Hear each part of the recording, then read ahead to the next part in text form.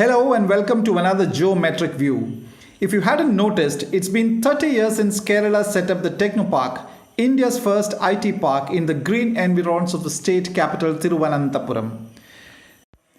Standing in this rubber plantation in Kerala's Kottayam district, I can easily reminisce the early days of that park, which was a trendsetter for all IT parks in India.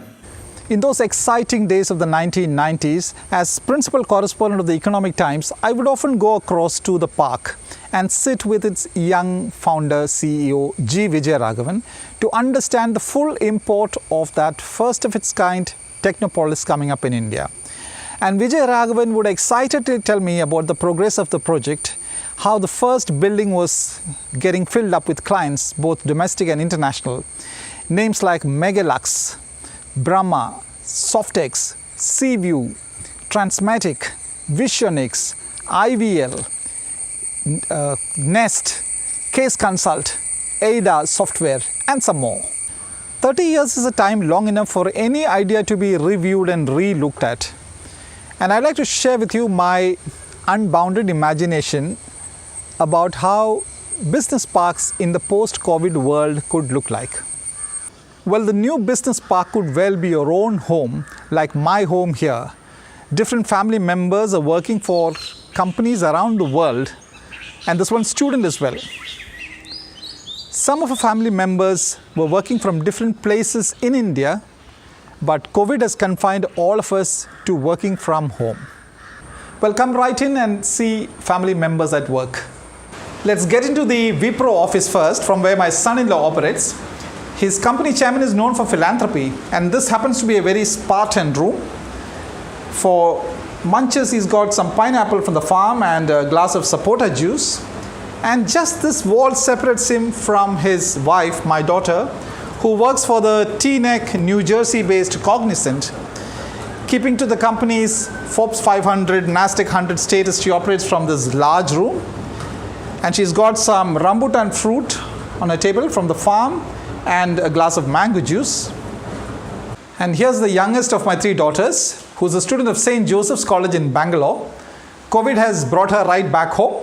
St. Joseph's is a college started in 1882 by the Jesuits, and certainly in its 138-year history, this must be the first time that all its students are confined to their homes and attending online classes like her.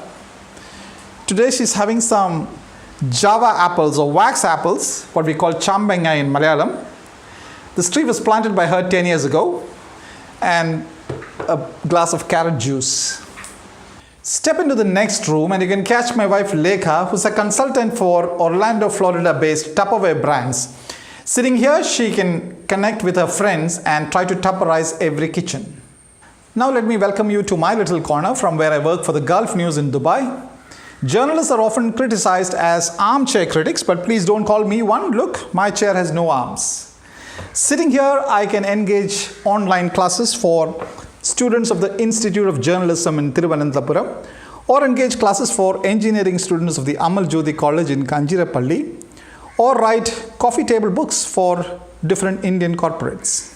All staff have 24/7 access to the food court, but expect very frugal food like the fish biryani, salad and papad today, plus the fruits.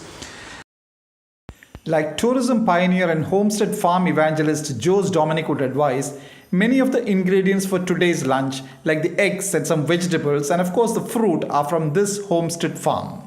Kerala is so fertile that all sorts of fruit trees grow on homestead farms, like this papaya here, or this guava here. You can see it's full of fruit.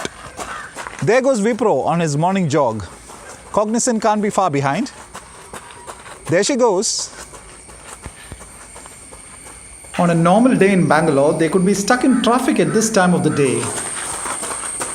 Here they go on another round. There are numerous options to relax. Spend some time with the cows. Read a book. See the rambutans ripening. Look at the Java apples. Pick up a few star tamarind. Enjoy the Kerala monsoon. Gaze at the geese. Feed the turkeys. And wind up the day with some music.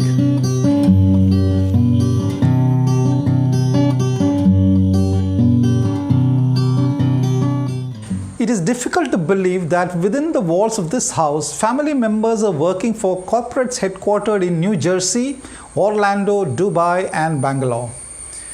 30 years after the founding of India's first technopark in Kerala, COVID has perhaps helped us stumble on another extraordinary idea.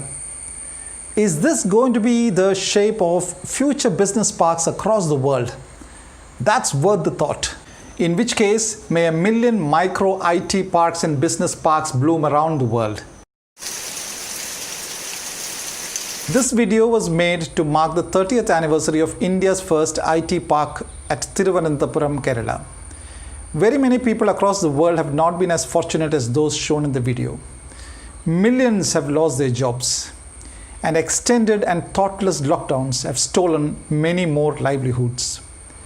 It is only proper to give a charitable thought to all of them while we discuss what the shape of future technoparks and business parks would be.